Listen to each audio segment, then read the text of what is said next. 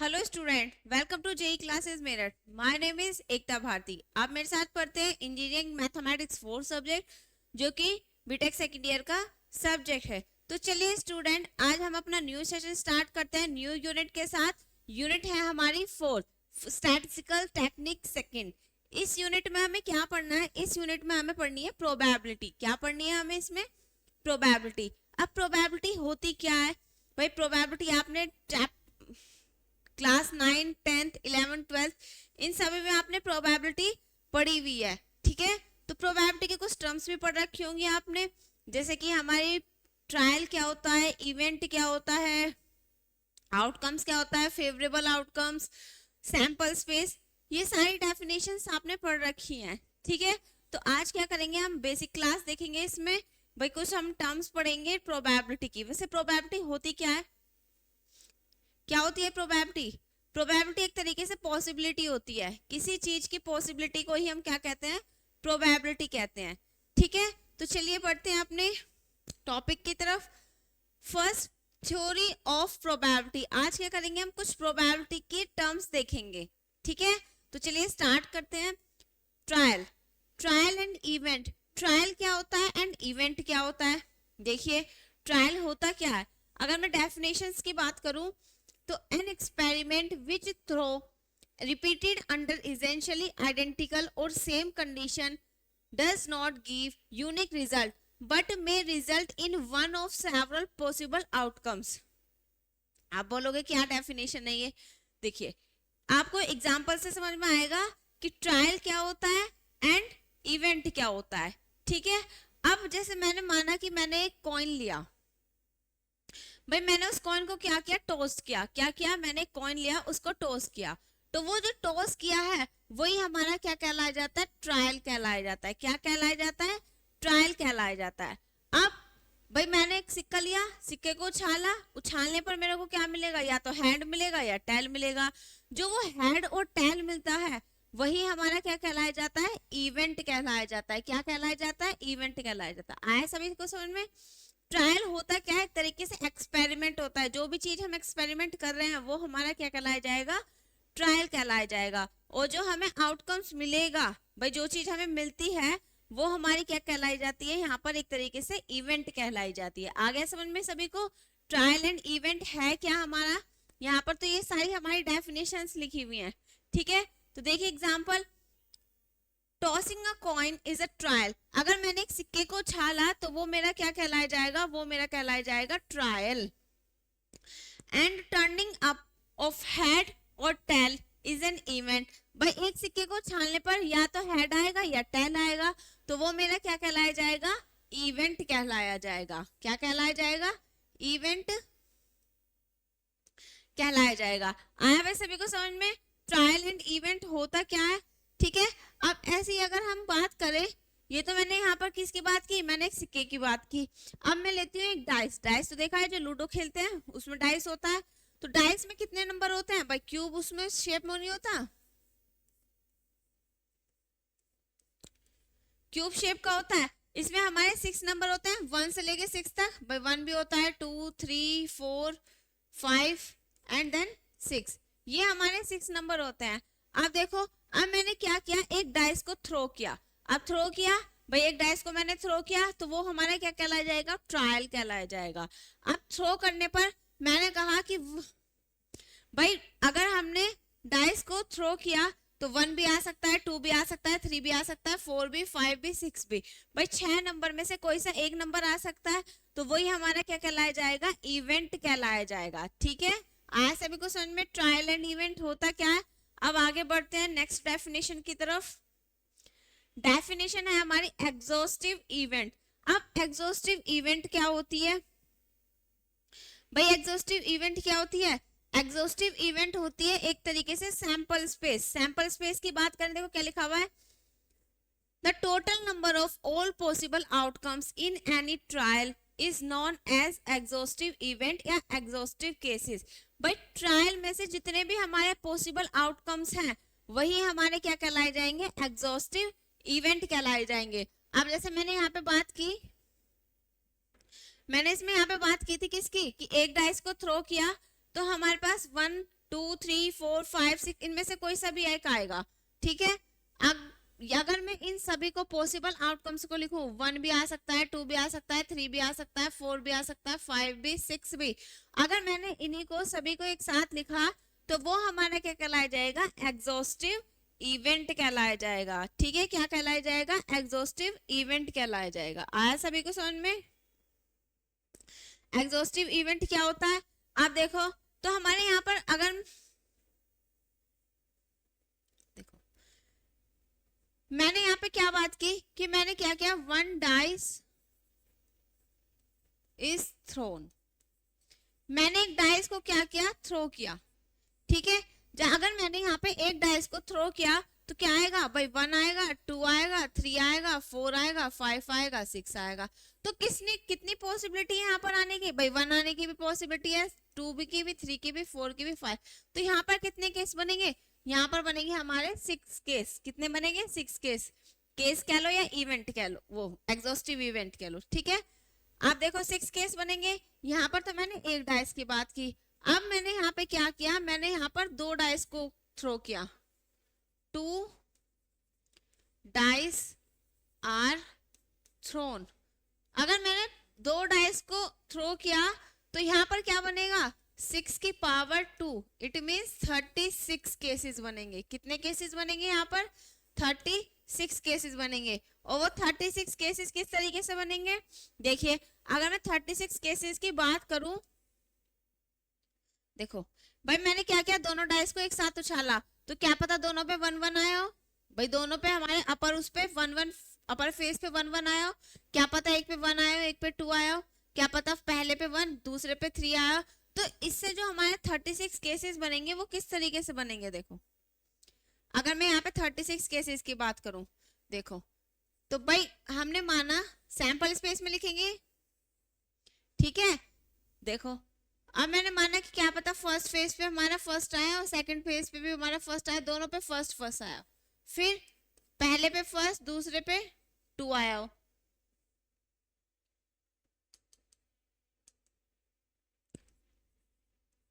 तीसरे पे फर्स्ट, इस पे ये 1 4 1 5 1 6 भैया आया हो, क्या पता। अब दूसरे पे बात करें तो 2 1 2 2 2 3 2 4, ये तो आप अच्छे तरीके से जानते हो किस तरीके से हम बनाते हैं ये, ठीक है। 2 6 3 1 3 2, ये सारी पॉसिबिलिटी लिखी हुई है। 3 3 3 4 3 5 3 6 3 6 हुआ।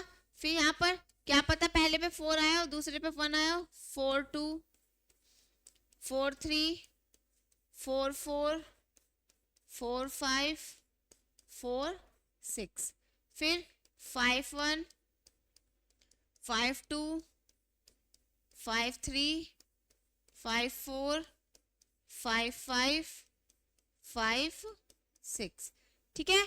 फिर इसके बाद 6 1 6 2 6 3 6 4 6 5 एंड देन 6 6 भाई, ठीक है। ये सारी हमारी 36 पॉसिबिलिटी है जो कि हमारी क्या है, 2 डाइस को थ्रोन करने पर बनेंगी, ठीक है। अपर फेस पे 1 1 1 आया और दूसरे पे हमारा 1 2 आया, दूसरी बार उछाला, तीसरी बार उछालेंगे तो 1 3 आया भाई, पहले पे 1 दूसरे पे हमारा 3 आया, ठीक है। तो ये हमारे क्या है, एग्जॉस्टिव इवेंट आया भाई, सभी को समझ में एग्जॉस्टिव इवेंट होता क्या है। अब आते हैं हम अपने किस पर, अब ये तो हमारा एग्जॉस्टिव इवेंट है। अब आते हैं हम अपने नेक्स्ट डेफिनेशन पर, फेवरेबल इवेंट या केसेस। अब फेवरेबल इवेंट और केसेस होते क्या हैं भाई, फेवरेबल इवेंट और केसेस क्या होते हैं। अब जैसे मैंने यहाँ पर बात की थी, देखो क्या लिखा हुआ था, cases which entail the happening of an event are said to be favourable event. जो भी हमारा इवेंट है उसमें से हम फेवरेबल निकाल लें एलिमेंट, तो वो हमारा क्या कहलाया जाता है, एक तरीके से फेवरेबल इवेंट कहलाया जाता है। जैसे माना हमने क्या किया है, यहाँ पर एक डाइस हमने थ्रो किया, देखो इन थ्रोइंग ऑफ 2 डाइस, यहाँ पर हमने 2 डाइस थ्रोन किए, the number of cases favourable to getting the sum is 6। क्या कह रहा है कि अगर मैं यहाँ पे दो डाइस को थ्रो करूं तो दो हमने क्या किया, दो डाइस को यहाँ पर थ्रो किया और हमें अपने फेवरेबल केसेस बताने हैं कि जी अगर दो डाइस को थ्रो इस तरीके से करना है कि उन दोनों का सम करें तो हमारा क्या आना चाहिए, 6 आना चाहिए। आप देखो अब केस हम इसी में बात करें। अब मैंने यहाँ पे क्या किया भाई, दो डाइस को थ्रो किया। अब हमें ऐसा फेवरेबल इवेंट लेने हैं अपने कि जिस कि हम अगर जैसे मैंने यहाँ पर भाई दो डाइस है मेरे, ये इस तरीके से लेना है, मैंने दोनों को थ्रो किया कि अपर फेस पे मेरा 1 मतलब दोनों को ऐड करने पे क्या आना चाहिए, हमारा 6 आना चाहिए। तो देखो अब अगर हम कंडीशन की बात करें तो 6 कहाँ पर आएगा, अगर मैंने 1 और 5 को ऐड किया तो भाई यहाँ पर 6 देगा, हमारा दोनों का सम 6 आना चाहिए। एक तो यहाँ पर 6 देगा और एक 2 और 4 पर 6 देगा, और कहाँ देगा 3 3 पर 6 देगा, 4 2 पर 6 देगा, एंड देन हमारा यहाँ पर कहाँ देगा भाई 5 1 पर 6 देगा, और हमारा यहाँ पर भाई हमारे इतने कंडीशन में क्या देगा भाई, इन्हीं पर ही तो 6 देगा। तो हमारे फेवरेबल इवेंट कितने बन गए, 1 2 3 4 5।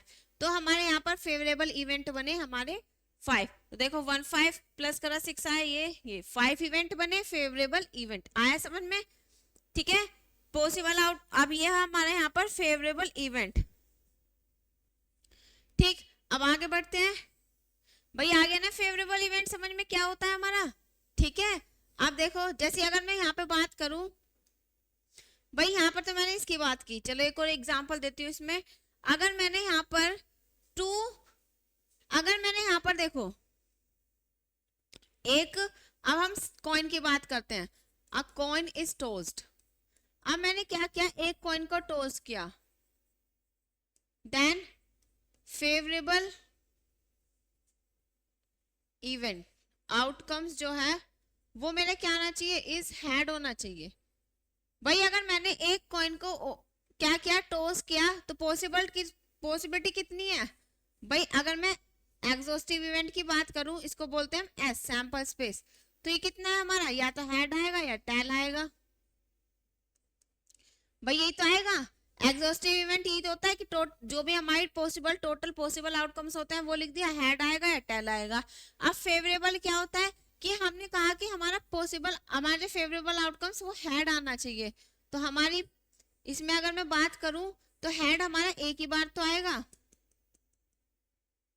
ठीक है भाई, यही हमारा हेड आने की क्या है, ये सॉरी हेड, ये क्या है हमारा फेवरेबल आउटकम्स, ठीक है। अब देखो अब मैं यहाँ पर दो कॉइन को उछालती हूँ, 2 coins are tossed, 1 time favourable outcome, एक बार हमारा क्या आना चाहिए, फेवरेबल आउटकम्स आना चाहिए। देखो अब मैंने यहाँ पे क्या किया, दो कॉइन को एक साथ उछाला, तो हमारी टोटल प्रोबेबिलिटी कितनी बनेगी, सैंपल स्पेस की अगर बात करूं, क्या पता भाई दोनों पर हेड आ जाए, एक पर हेड एक पर टेल आ जाए, पहले पर हेड आ जाए दूसरे पर टेल आ जाए, या फिर हमारा दोनों पर हेड हेड आ जाए, सॉरी हेड हेड तो लिख दिया, दोनों पर टेल टेल आ जाए। भाई ये 4 पॉसिबिलिटी बनेंगी हमारी, भाई 4 ही तो बनेंगी, या तो दोनों पर हेड आए, एक पर हेड एक पर टेल आए, या फर्स्ट सेकंड मतलब दूसरे पर टेल आए पहले पर हेड आए, या फिर हमारे पास दोनों पर टेल टेल आए। तो अब देखो मैंने क्या कहा, 1 टाइम फेवरेबल आउटकम्स आना चाहिए, तो एक ये है एक ये है, भाई दोनों में एक ही बार तो हेड आ रहा है, तो ये हमारा क्या है, फेवरेबल इवेंट। फेवरेबल इवेंट वो होता है जिस चीज की पूछी जाती है, ठीक है, वो हमारे एक तरीके से फेवरेबल इवेंट कहलाया जाता है। सैंपल स्पेस क्या कहलाया जाता है, जितने भी सारे पॉसिबल आउटकम्स हैं वो हमारा सैंपल स्पेस कहलाया जाएगा, ठीक है। अब आगे बढ़े, अब हम बढ़ते हैं नेक्स्ट डेफिनेशन की तरफ। अब है हमारी डेफिनेशन, देखो अब यहां पर हम बात करते हैं इक्वली लाइकली इवेंट। अब इक्वली लाइकली इवेंट क्या होता है, event are said to be equally likely if there is no preference to given any event.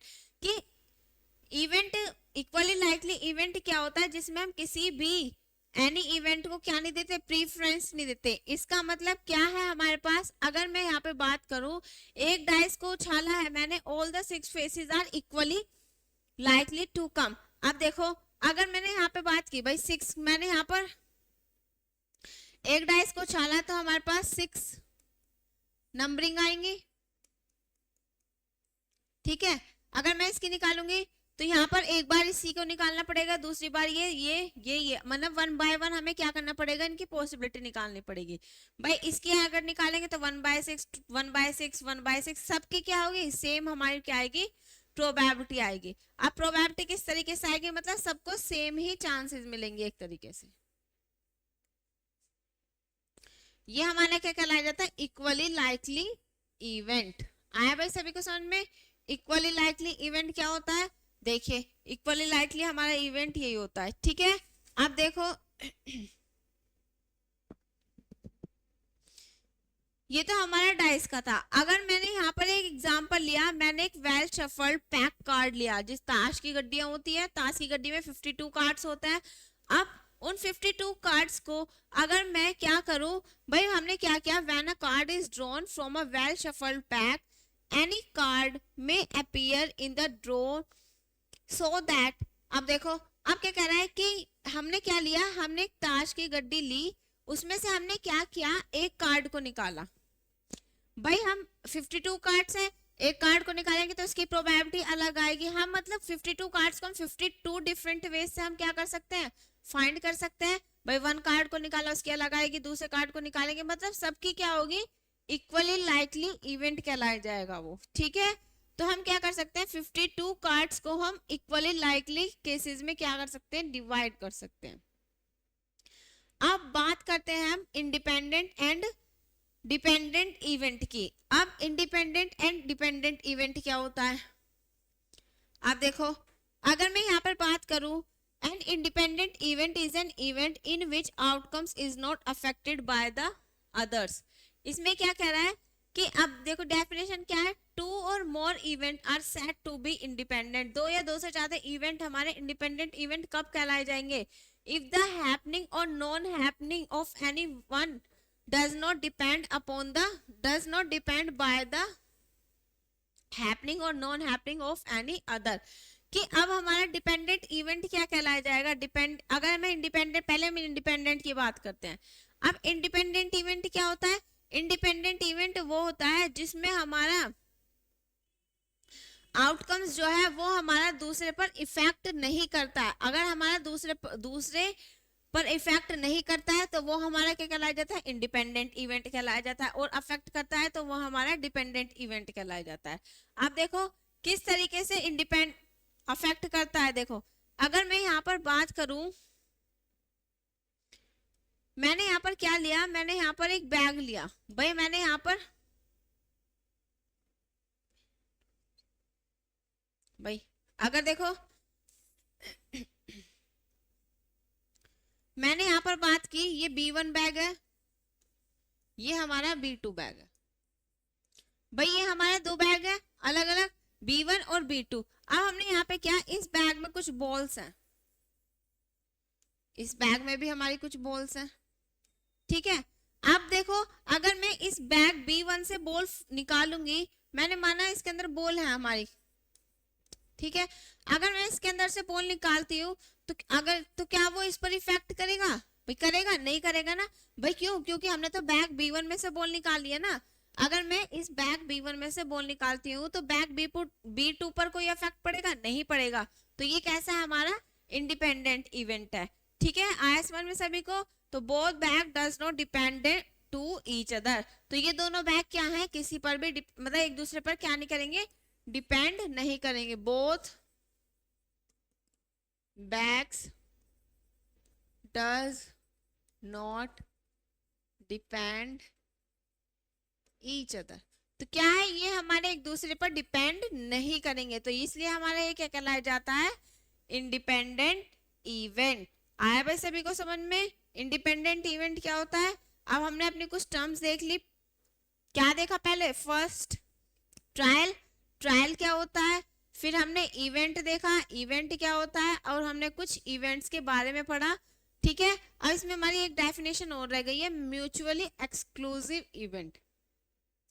अब म्यूचुअली एक्सक्लूसिव इवेंट क्या होता है, event are said to be mutually exclusive if the happening of any one of them rules out the happening of all others. अब देखो भाई अगर मैं mutually exclusive event की यहाँ पर बात करूं, ये होता क्या है, अब देखो जैसे अगर मैंने माना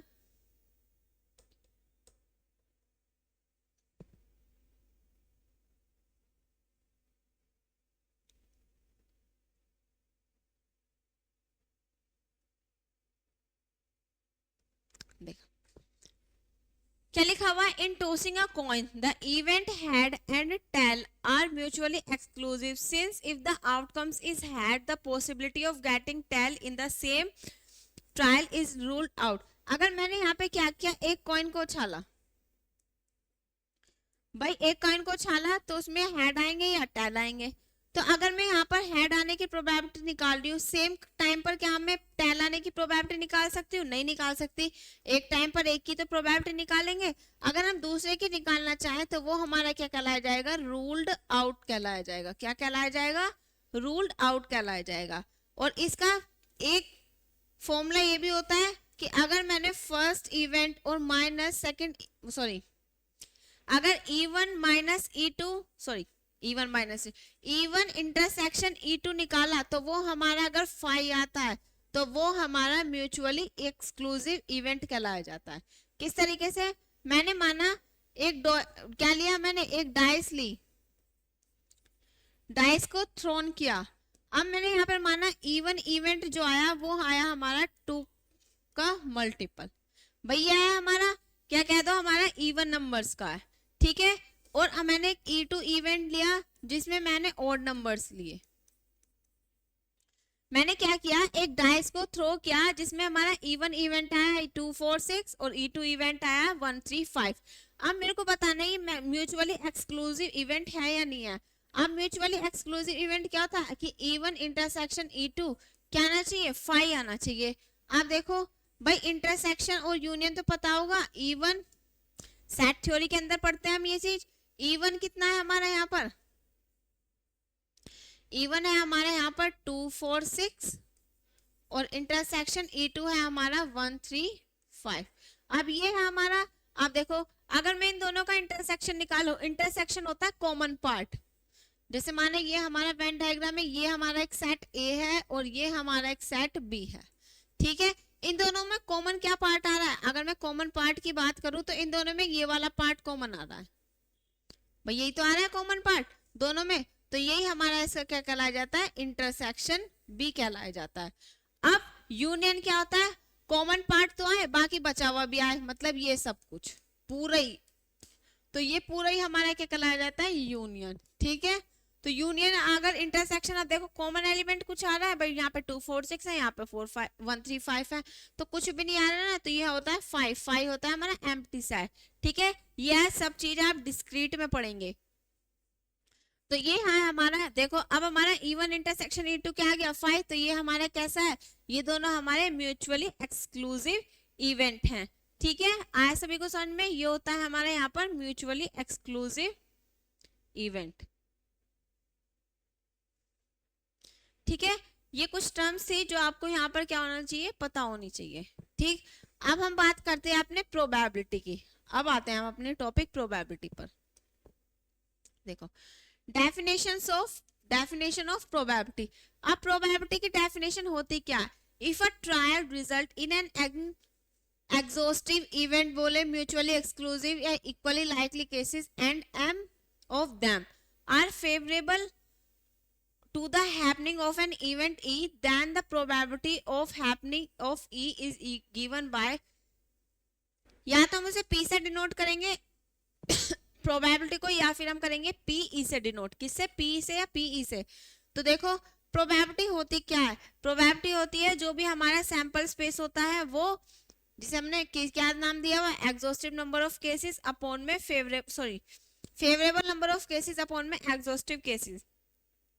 जैसे कहने का मतलब क्या है यहाँ पर, अगर हम यहाँ पे बात करें, देखो प्रोबेबिलिटी होती क्या एक तरीके से, मैंने यहाँ पर क्या किया, 1 डाइस इज थ्रोन, मैंने एक डाइस को क्या किया? थ्रो किया। तो भाई सैंपल स्पेस की अगर मैं बात करूं तो क्या आएगा? या तो 1 आ सकता है, 2 आ सकता है, 3 आ सकता है, 4 आ सकता है, 5 आ सकता है, या फिर हमारा 6 आ सकता है। भाई यही नंबर आ सकते हैं, इससे अलग तो कोई नंबर नहीं आएगा। भाई एक डाइस को थ्रो करेंगे, इसमें 6 नंबर होते हैं, तो 6 नंबर यही तो आ सकते हैं। अब मैंने कहा कि मेरे को प्रोबेबिलिटी निकालनी है, find probability to getting a 6 number. भाई मेरे को क्या करना है, 6 नंबर आने की प्रोबेबिलिटी बतानी है। 6 नंबर आने की प्रोबेबिलिटी 6 कितनी आए भैया।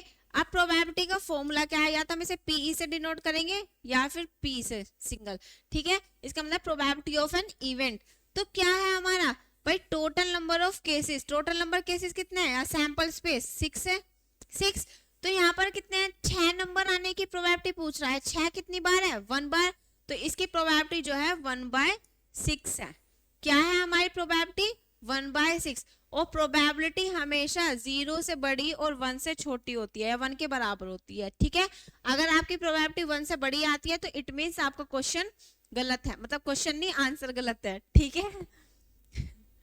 देखो, probability is always greater than 0 and less than equals to 1।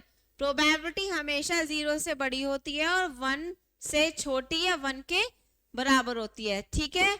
अगर आपकी प्रोबेबिलिटी यहाँ पर 1 से छोटी आ रही, 1 से बड़ी आ रही है, तो वो आपका क्या है, आंसर हमारा वो गलत है, ठीक। आया सभी को समझ में। तो ये तो होती है प्रोबेबिलिटी। अगर मैंने माना, देखो इसी में यहाँ पर तो मैंने क्या निकालती, प्रोबेबिलिटी निकालती 6 नंबर आने की। अब मैं प्रोबेबिलिटी निकालती हूँ यहाँ पर इवन नंबर आने की। अब क्या करते हैं, यहाँ पर इवन नंबर आने की प्रोबेबिलिटी निकालते हैं। अब देखो इस सैंपल स्पेस में अगर मैं इवन नंबर आने की प्रोबेबिलिटी निकालूं तो इवन नंबर कितने हैं यहाँ पर भाई, ये 2 है, 4 है, 6 है। तो प्रोबेबिलिटी ऑफ इवन नंबर की क्या हो जाएगी भाई, टोटल तो 6 है और कितने हैं 3, तो 3/6। देखो कैंसिल करो तो 1/2 और क्या गई 0.5 आया ना, 0 से छोटा, सॉरी 1 से छोटा। तो देखो इसके बीच में ही आएगी हमारी प्रोबेबिलिटी, ठीक। तो ये है हमारा यहाँ पर प्रोबेबिलिटी का फॉर्मूला, मतलब किस तरीके से हमने डिफाइन किया। देखो प्रोबेबिलिटी ऑफ ई क्या है, favourable number of cases. Favourable पता ही है आपको क्या है, जो हमारे आने होते हैं टोटल में से। और ये हमारा एग्जॉस्टिव इवेंट क्या है, सैंपल स्पेस एक तरीके से। अब नोट पॉइंट देखो यहाँ पर क्या लिखा हुआ है, the probability that the event will not happen. अब देखो यहाँ पर तो मैंने प्रोबेबिलिटी निकाली आने की प्रोबेबिलिटी, भैया आने की प्रोबेबिलिटी तो है। अब हम प्रोबेबिलिटी निकालते हैं नहीं आने की, विल नॉट हैपन। वहां पे हमने हैपन की निकाली थी, यहाँ पर हम नॉट हैपन की निकालते हैं। अब जब हम प्रोबेबिलिटी नहीं आने की निकालते हैं तो अब उसे या तो हम क्यू से डिनोट करते हैं या फिर हम बार लगा देते हैं, ठीक है। बार का मतलब है नहीं आने की प्रोबेबिलिटी। अब देखो इसका फॉर्मूला क्या है यहाँ पर, क्यू और P E bar is equal to unfavourable number of cases. अब वहां पर हमने फेवरेबल क्या माने थे, एम, और यहाँ पर टोटल एन थे, एन सैंपल स्पेस थे। अब अनफेवरेबल, अनफेवरेबल क्या होगा भाई, एन में से फेवरेबल माइनस कर दो तो अनफेवरेबल आ जाएंगे। भाई माना मैंने जैसे यहाँ पे लिया था भाई 1 डाइस को थ्रो किया, तो मैंने यहाँ पर निकाला था इवन आने की। तो इवन नंबर हमारे 3 है भाई, 2 है, 4 है, 6 है। अगर टोटल कितने हैं, 6। अब देखो ये हमारे क्या है, टोटल 6 और माइनस फेवरेबल को माइनस कर दिया तो बचे क्या हमारे 1, 3, 5 अनफेवरेबल ही तो बचे। तो वही चीज यहाँ पे क्या रहा है, यहाँ पर unfavourable number of cases upon exhaustive number of cases, n minus M इसलिए लिखा हुआ है। अब इस n माइनस एम को क्या करें, 1/n minus n, m upon n। ये तो ये क्या हो गया हमारा 1 और माइनस m अपॉन n क्या है हमारा, आने की प्रोबेबिलिटी। भाई यही तो है हमारी। तो यहाँ पर जो हमारा फॉर्मूला है, आप देखो अब मैंने आने की प्रोबेबिलिटी निकाल ली, तो ना आने की प्रोबेबिलिटी हम किस तरीके से निकाल सकते हैं, ये है हमारी प्रोबेबिलिटी ऑफ हैपनिंग। भाई ये है हमारी प्रोबेबिलिटी ऑफ हैपनिंग, होने की probability, plus probability of not happening is equals to 1। होने की प्रोबेबिलिटी और ना होने की प्रोबेबिलिटी का सम ही हमारा क्या होता है, 1 के इक्वल होता है। अब देखो यहाँ पर अगर मैं होने की प्रोबेबिलिटी निकालू, हैपनिंग प्रोबेबिलिटी निकाली, तो मैं क्या निकाल सकती, ना होने की प्रोबेबिलिटी 1 माइनस होने की प्रोबेबिलिटी। भाई ये सब चीज आपने 12th क्लास में पढ़ी हुई है, किस तरीके से क्या चीज निकालते हैं, ठीक है। आया समझ में सभी को, ये है हमारा फॉर्मूला। अब देखो यहाँ पर एक नोट पॉइंट यहाँ पर और लिख लेते हैं, इसी में second, probability always lies between 0 to 1। ठीक है, ये याद रखना, प्रोबेबिलिटी हमेशा 0 से बड़ी होती है और 1 से छोटी या 1 के बराबर होती है। ठीक भाई, ये है हमारा यहाँ पर फॉर्मूला। अब आगे बढ़ते हैं, अब करते हैं इसमें क्वेश्चन। देखो अब ये क्या कह रहा है, अ bag contains 7 white 6 red and 5 black balls. हमारे पास क्या है, एक बैग है। मैंने माना हमारे पास एक बैग है, ठीक, ये हमारे पास क्या है, बैग। इसके अंदर क्या है, 7 व्हाइट बॉल है, 7 व्हाइट बॉल है, 6 रेड बॉल है एंड देन 5 ब्लैक बॉल है। ठीक है, ये बॉल है। फिर वो कह रहा है 2 balls are drawn at random. हम क्या करते हैं, इसमें से 2 बॉल निकालते हैं। Find the probability that they will both be white. ये क्या कह रहा है कि एक बैग है जिसके अंदर कुछ रेड बॉल है, ब्लैक व्हाइट बॉल है, और हमारी red ball, black ball, white ball, ये बॉल है हमारी कुछ बैग के अंदर। इस बैग में हमने क्या करा, इस बैग के अंदर हम इतनी सारी बॉल्स है, तो अगर मैं यहाँ पे टोटल बॉल की बात करूं तो टोटल बॉल कितनी हुई, total balls are in bag, तो टोटल बॉल हुई हमारी 7 + 6 + 5, कितनी हुई हमारी यहाँ पर 18 बॉल्स हुई। भाई अब एक बैग के अंदर कितनी बॉल है, 18 बॉल है। फिर वो क्या कर रहा है, इस बैग में से मैंने क्या की, 2 बॉल्स को निकाला, 2 बॉल निकाला। अब 2 बॉल को निकालने के लिए कितने वे हो सकते हैं, कितने तरीके से निकाल सकते हैं भाई। अगर मैं 2 बॉल को निकालूं तो now 2 balls are drawn in bag। अब मैंने अगर 2 बॉल को निकाला तो कितने तरीके से निकाल सकते हैं, उसके लिए हम लगाते हैं AC2 18C2। अब ये यहाँ पर क्या होता है हमारा, भाई यहाँ पर ये हमने निकाला 18C2।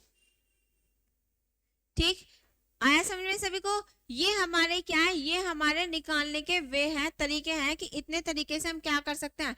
अब भाई देखो, अब यहाँ पे हम बनाने तो बैठेंगे नहीं। जैसे हमने यहाँ पर, अगर इसको छोड़ो, जैसे मैंने यहाँ पर बात की कि मैंने यहाँ पर क्या किया था, 2 कॉइन को एक साथ उछाला था, तो 4 प्रोबेबिलिटी थी, head tail, tail head, head tail, tail tell.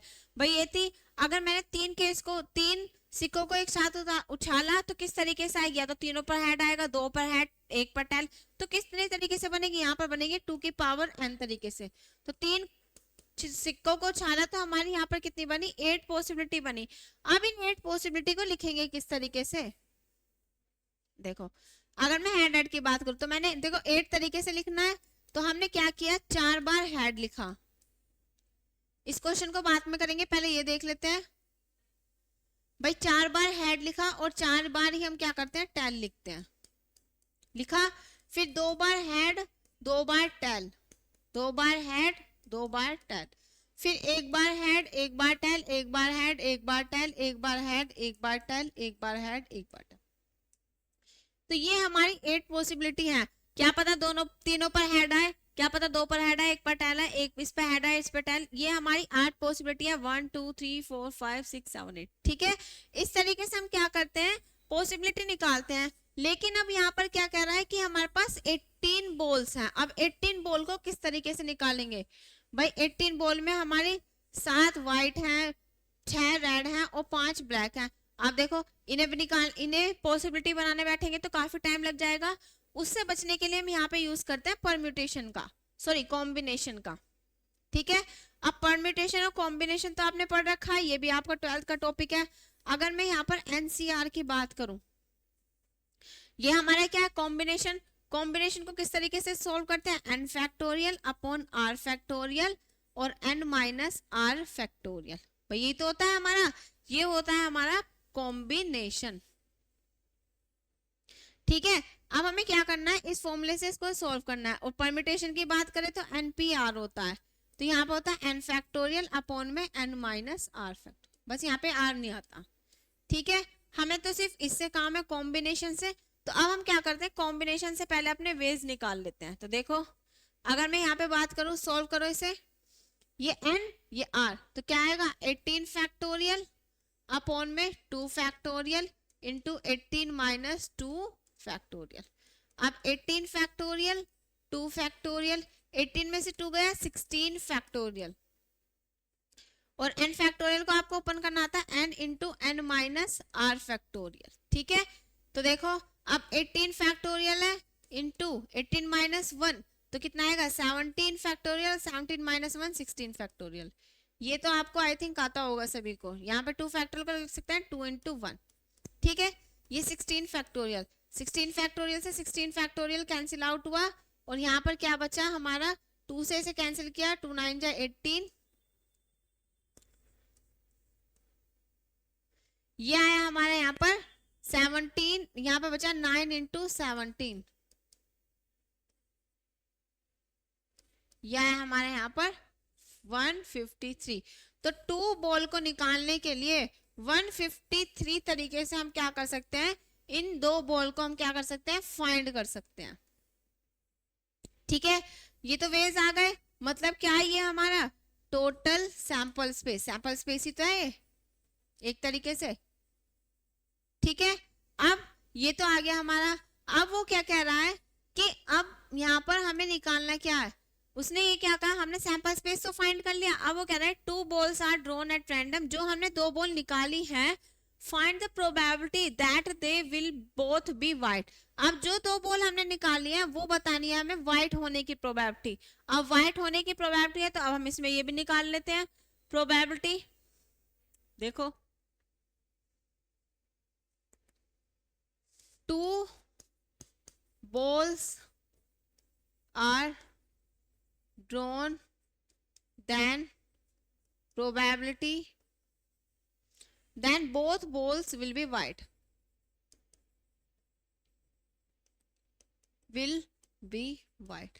अब white होने के लिए हम किस तरीके से निकाल सकते हैं, भाई टोटल कितनी है हमारी, 7 बॉल है white, white 7 ही बोलते हैं। तो देखो इसके कितने वेज हैं, 7c2, इसके कितने वेज हैं हमारे, 7c2। तो यहाँ पर इसे भी सॉल्व करते हैं, 7 factorial upon 2 factorial into 7 minus 2 factorial.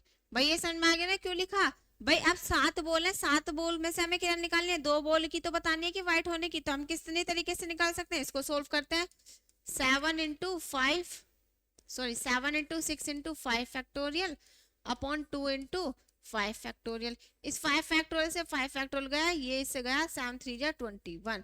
तो हम 21 वेज में क्या बता सकते हैं कि व्हाइट होने की प्रोबेबिलिटी, भाई 21 वेज में कि दोनों बॉल जो है हमारी व्हाइट है। अब हम अपनी निकालते हैं प्रोबेबिलिटी, तो देन अब निकालते हैं, then the probability, then the probability क्या था हमारा, then the probability both ball will be white, then the probability of both balls will be white, white होने की probability बतानी है।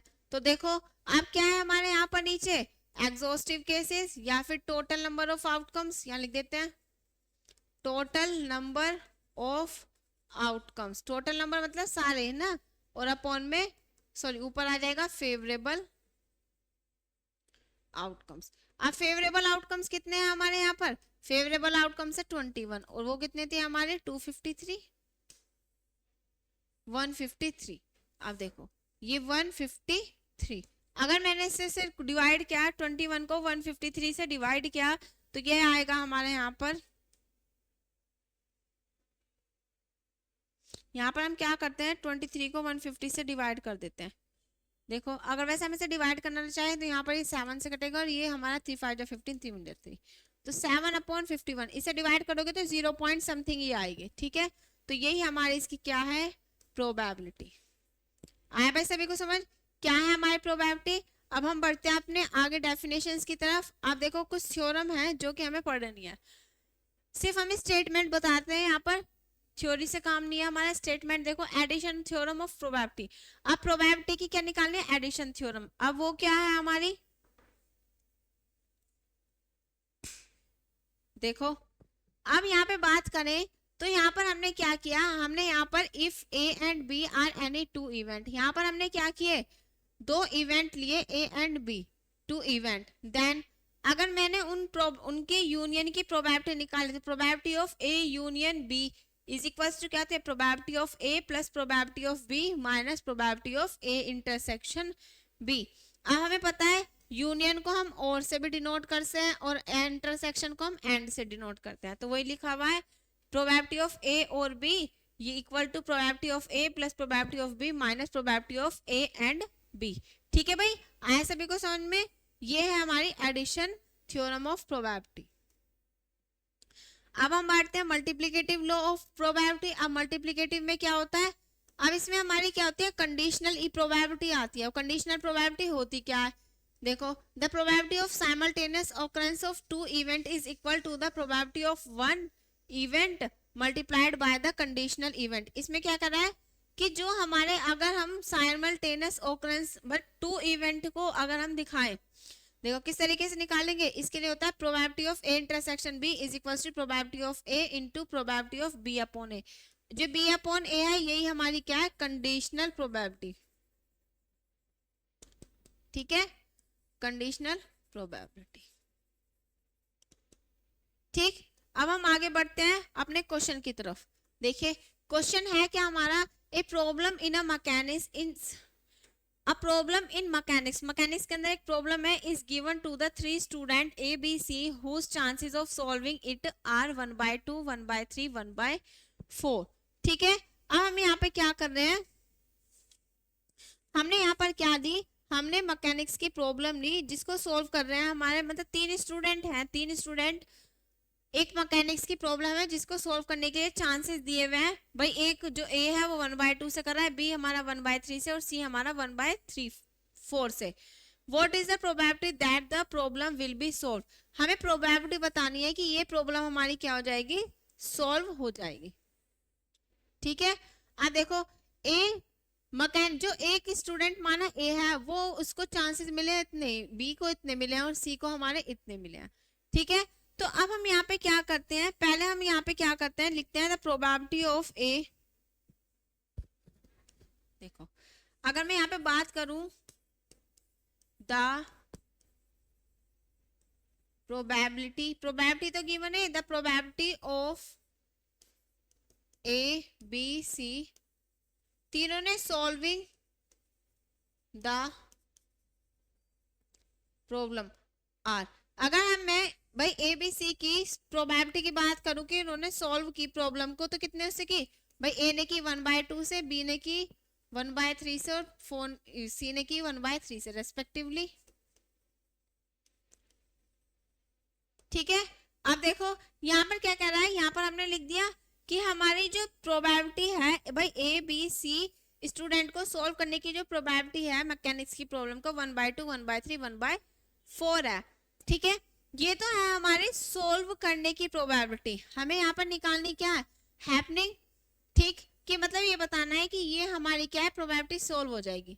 ये तो हमारी हैपनिंग की है। अब मैं यहाँ पर निकालती हूँ ना होने की प्रोबेबिलिटी। किसकी प्रोबेबिलिटी, ना होने की प्रोबेबिलिटी। अब ना होने की प्रोबेबिलिटी कैसे निकालेंगे, the probability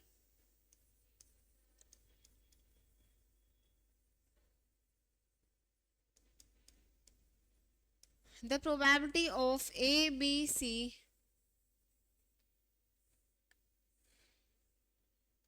are not solving the problem। अभी बताया था मैंने कि होने की प्रोबेबिलिटी और ना होने की प्रोबेबिलिटी को प्लस करो और माइनस करो, मतलब इक्वल में 1 आता है। होने की प्रोबेबिलिटी ना होने की निकालनी है तो क्या करेंगे हम, होने की भाई 1 में से ना होने की प्रोबेबिलिटी को माइनस कर देंगे। तो अगर देखो मैं पी ए बार की बात करूं तो क्या आएगा 1 माइनस पी ए, तो यह आ जाएगा 1 माइनस 1/2 मतलब 1/2। तो यहां से पी ए बार आ गया 1/2 आया ये।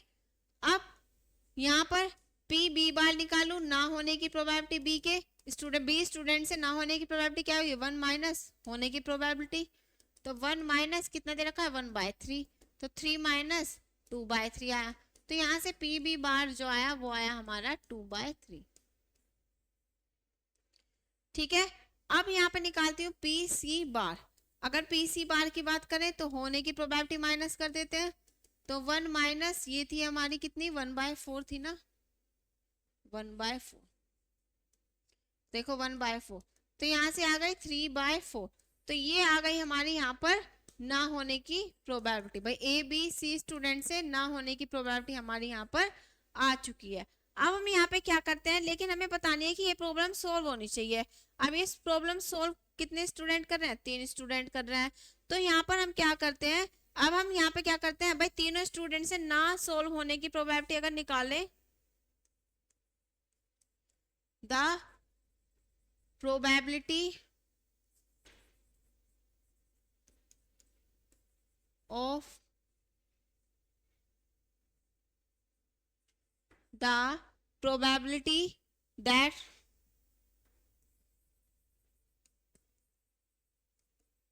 the problem is not solved any of them। क्या भाई यहाँ पर हमने अलग अलग निकाल ली थी, भाई तीनों की निकाल दी, ए की भी निकाल दी, नहीं होने की बी की भी और सी की भी। अब हम यहाँ पे क्या कह रहे हैं, the probability that the problem is not solve any of them, कि इनमें से किसी से भी एक से भी नहीं सॉल्व हुई, तो इसका लिए क्या है, हम इनकी सबकी मल्टीप्लाई करनी पड़ेगी। तो देखो 1/2, 2/3 और इंटू 3/4, तो 2 से 2 कैंसिल हुआ, 3 से 3, तो ये आ गई 1/4। अब ये जो प्रोबेबिलिटी आई है, ये तीनों में से किसी से एक से भी सोल्व नहीं हो रही है, ये उसकी प्रोबेबिलिटी आई है। किसकी प्रोबेबिलिटी आई है, ये आई है हमारी प्रॉब्लम को सोल्व नहीं करने की प्रोबेबिलिटी। लेकिन हमें क्या दिखानी है, प्रॉब्लम सोल्व करके दिखानी है। भाई ये सोल्व नहीं करने की प्रोबेबिलिटी आई है, अब हम निकालते हैं देन, ये क्या है, हमें पता है कि हमारी प्रॉब्लम सोल्व होनी चाहिए। अब ये सोल्व नहीं होने की प्रोबेबिलिटी आई है, अब हमें निकालनी है सोल्व होने की प्रोबेबिलिटी। तो मैं यहाँ पे क्या करती हूँ, भाई ये ना होने की प्रोबेबिलिटी है, ये ना होने की प्रोबेबिलिटी आई है। अब मैं क्या करती हूँ, अब मैं होने की प्रोबेबिलिटी कैसे निकाल सकते हैं, 1 माइनस ना होने की प्रोबेबिलिटी, तो अब मैं क्या करूंगी, 1 में से इसे माइनस कर दूंगी। ठीक है भाई, यही आएगा हमारा। तो देखो अब हम यहाँ पे क्या लिखे, देन द प्रोबेबिलिटी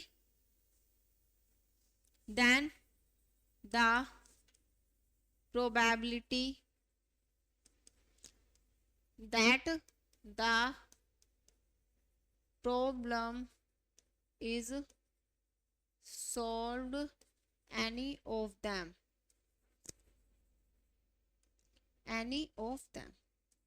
कि इनमें से किसी से एक से तो सॉल्व हो जाए।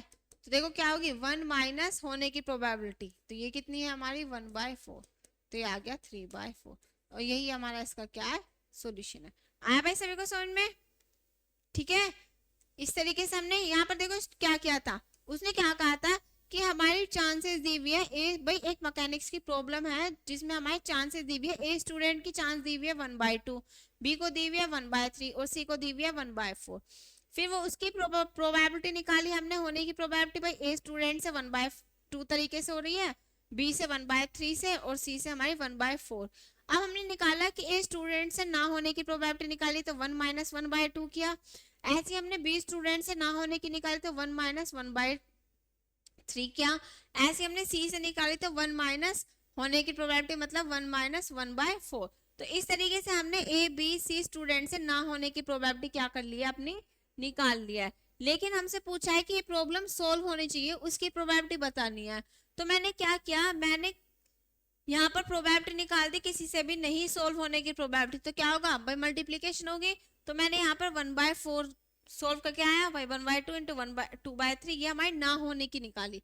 लेकिन हमें क्या निकालनी है, प्रॉब्लम सोल्व होने की। अब प्रॉब्लम सोल्व होने की निकालनी है तो किस तरीके से निकलेगी भाई, 1 माइनस ना होने की प्रोबेबिलिटी माइनस कर दे तो हमारी क्या हो जाएगी, यहाँ पर होने की प्रोबेबिलिटी फाइंड हो जाएगी। ठीक है, तो यही था हमारा यहाँ पर क्वेश्चन।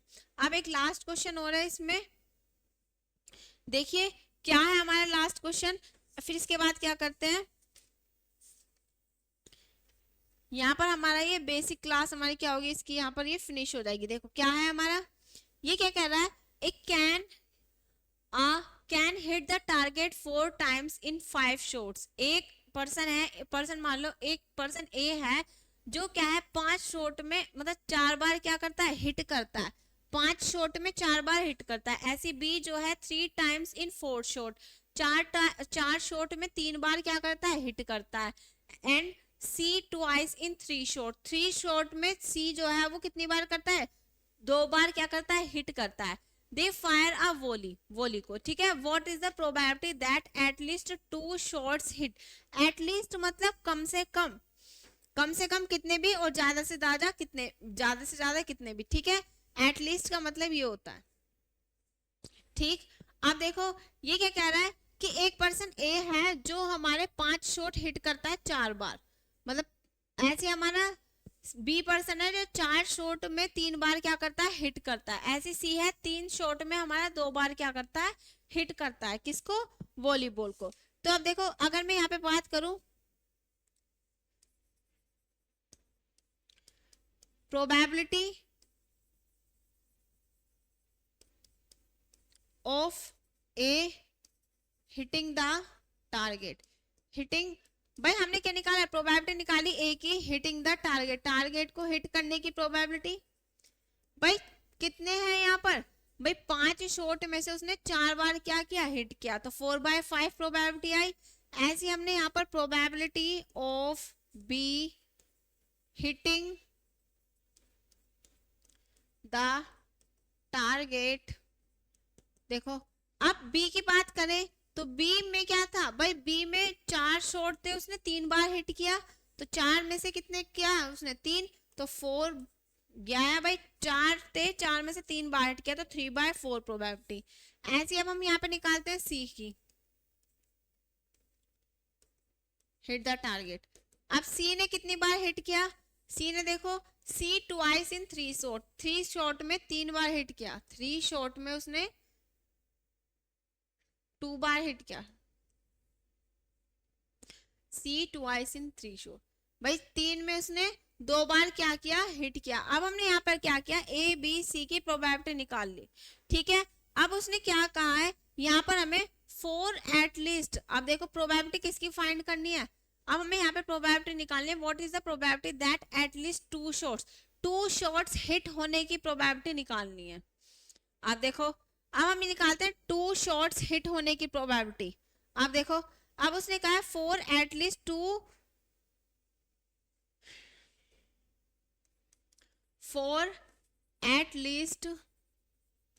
2 shots hit.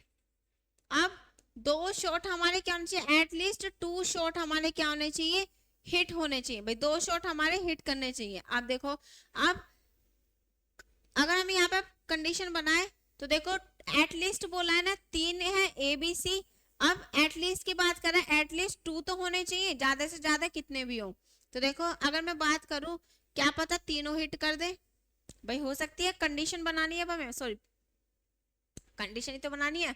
अब एटलीस्ट बोल रहा है ना, एटलीस्ट 2, तो हमने क्या माना कि यहाँ पता 2 हमारे तीनों के तीनों क्या कर दे, हिट कर दे, माना मैंने, भाई एक हिट करे मतलब ए भी हिट कर दे और सी ना हिट करे, हो सकती है सी बार लगा दिया नहीं हिट करने के लिए, ठीक है।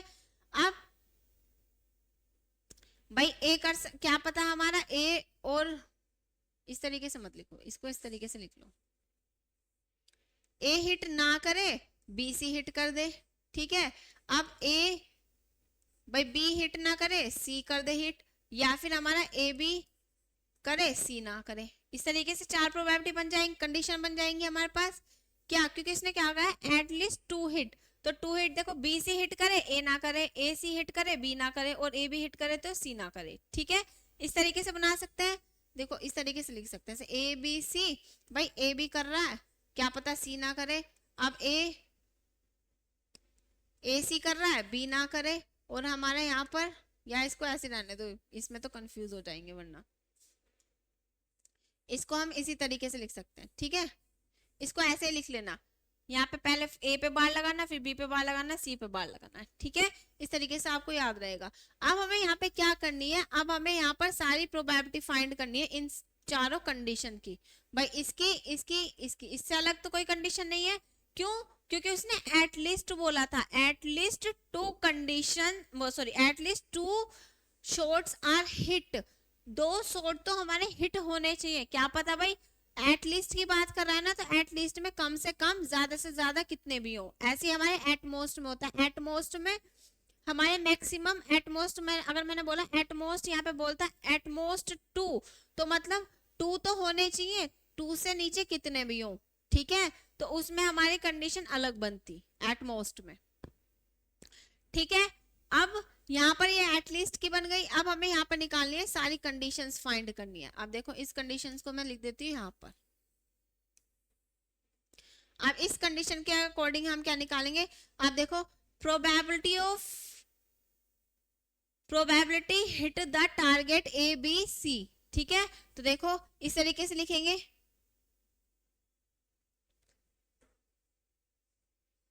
देखो फर्स्ट की माने द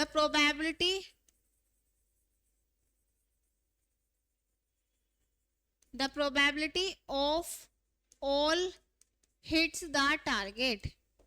भाई तीनों ने हमारा क्या क्या टारगेट हिट किया, तो उसके लिए हमें क्या करना पड़ेगा, भाई मल्टीप्लाई करनी पड़ेगी तीनों प्रोबेबिलिटी की। तो तीनों प्रोबेबिलिटी की मल्टीप्लाई करें तो क्या है, 4/5, 3/4,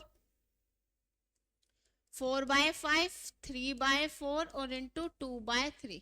तो देखो इस 3 से 3 गया, इस 4 से 4 गया, तो ये आ गई हमारी 2/5, ध्यान रखना, ठीक है। अब हमने दूसरी क्या है, भाई बी से हिट कर रहा है, ए नहीं कर रहा, तो यहां पर हम लिखेंगे सेकंड वाली कंडीशन की बात करें तो प्रोबेबिलिटी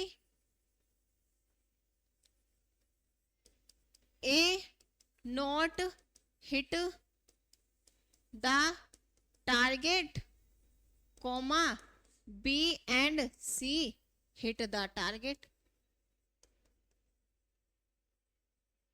तो देखो अगर मैं इसकी बात करूं, क्या लिखा है, प्रोबेबिलिटी निकालनी है हमें, ए तो हिट नहीं कर रहा ना, ए हिट नहीं कर रहा, तो इसकी क्या हो जाएगी, 1 माइनस होने की प्रोबेबिलिटी, 1 माइनस होने की प्रोबेबिलिटी ए की क्या है 4/5, तो 4/5 आया भाई सभी को समझ में। ए बार निकालना है, क्यों, ना होने की, और होने की क्या है यहाँ पर 3/5, तो 3/4 और इंटू 2/3, इसे सोल्व करना है।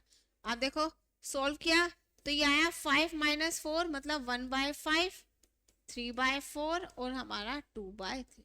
इस 3 से 3 कैंसिल हुआ, 2 से ये, तो 1/10 प्रोबेबिलिटी आ गई, ठीक है। ये आ गई हमारी यहाँ पर 10 प्रोबेबिलिटी। अब हम निकालते हैं, ये हमारी दूसरी केसेस हो गई। अब हमारी थर्ड केस लेते हैं, A C hit the target and B does not hit the target. तो देखो यहां पर लिख देते हैं the probability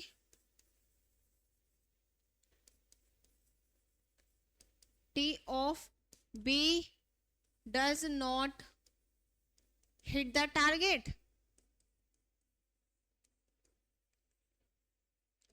and A C hit the target, ठीक है। अब देखो क्या है हमारा कि भाई बी, हमारे बी हिट ना होने की प्रोबेबिलिटी क्या है, बी की होने की प्रोबेबिलिटी क्या थी हमारी यहाँ पर 3/4, तो ये क्या हो जाएगी 1 - 3/4। अब ए सी हिट होने की क्या है, ए की क्या थी हमारी यहाँ पर, ए की थी हमारी यहाँ पर 4/5, भाई ए की क्या है 4/5 और सी की क्या है 2/3। तो यहां से हम क्या करेंगे, इसको सोल्व करेंगे, तो देखो क्या आएगा भाई 4 - 3 1/4, 1/4 ही आएगा ना हमारा, ठीक है। और यहाँ पर हमारा देखो ये आया 1/4, ये आया हमारा 4/5 और ये आया हमारा 2/3। इस 4 से 4 कैंसिल हुआ, तो 2/15 ये आ गई हमारी यहाँ पर किसकी, ये आ गई हमारी यहाँ पर थर्ड कंडीशन की। अब फोर्थ कंडीशन लेते हैं, A B hit the target and C does not hit the target. तो fourthly the probability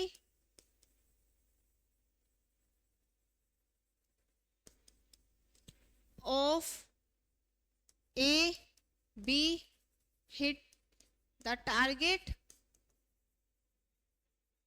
and C does not hit the target. C हमारा नहीं कर रहा है हिट, ठीक है भाई। इस तरीके से आपको क्या करना है, यहाँ पर सोल्व करना है। आप देखो भाई, ये थी हमारी, अगर हम A की बात करें, A की है हमारी 4/5 3/4, 4/5 3/4। अब C के ना होने की निकाल लेते हैं। C के होने की प्रोबेबिलिटी है 2/3, तो ये हो जाएगी 1 - 2/3। सोल्व किया, 4/5 3/4, 3 - 2 इंटू 1/3। इस 3 से 3 कैंसिल, 4 से 4, तो ये आया 1/5। तो यहाँ पर ये आ गई हमारी फोर्थ कंडीशन की। अब उसने क्या कहा है, अब हमें एटलीस्ट निकालनी है। तो अब हम यहाँ पे क्या करेंगे भाई, यहाँ पर हम म्यूचुअली एक्सक्लूसिव लगाएंगे इवेंट। तो म्यूचुअली एक्सक्लूसिव में हम क्या करते हैं, प्लस करते हैं, ठीक है भाई। आप देखो, अब हम क्या करते हैं,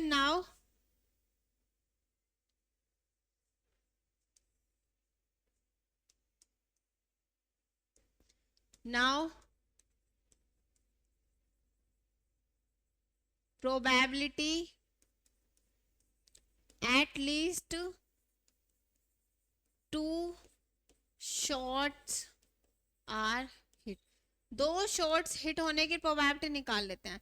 तो देखो भाई, अब हमने यहाँ पे कंडीशन जो लिखी थी वो क्या लिखी थी,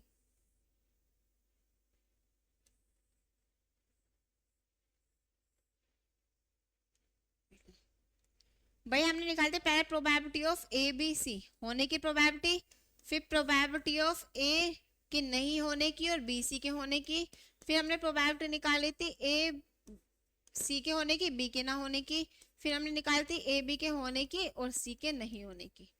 अब हम सिर्फ क्या करेंगे, यहाँ पर प्रूफ मतलब पुट करेंगे वैल्यू।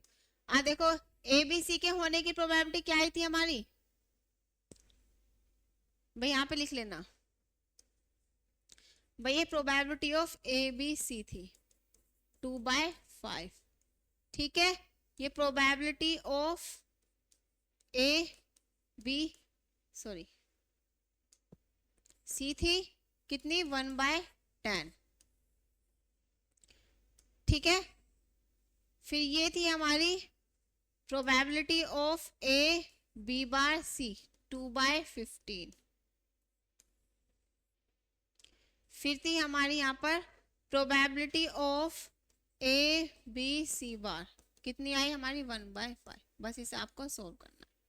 देखो अब 1/5 2/15 कितना है, 2/5 1/10, 2/5 1/10 इन सॉरी प्लस करना है ना, 2/5 प्लस 1/10 प्लस 2/15 और 1/5 प्लस 2/15 और 1/5।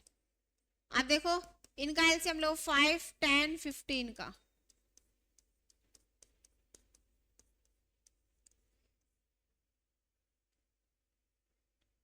थर्टी आया। अब देखो, अब हम यहाँ पे 30 से डिवाइड करते हैं, 5 6 30, 12 आया, 3 आया, 4 आया एंड देन 6 आया। अब इनको ऐड किया तो 60/10 20 25/15 25/30, 5 5 25 5 6 30। इसे से डिवाइड किया तो 0.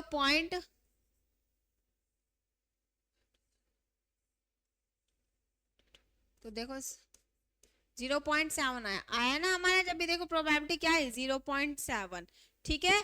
तो ये आ गई हमारे यहाँ पर होने की प्रोबेबिलिटी भाई, एटलीस्ट 2 हिट द टारगेट। तो probability of at least 2 hits the target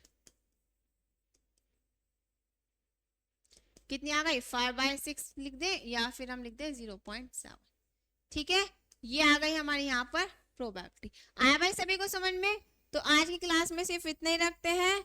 ये आज की क्लास जो थी ये हमारी बेसिक थी प्रोबेबिलिटी के ऊपर। जो हमारी स्टार्ट होगी नेक्स्ट क्लास, वहां से हमारा क्या होगा, मेन टॉपिक हमारा स्टार्ट होगा।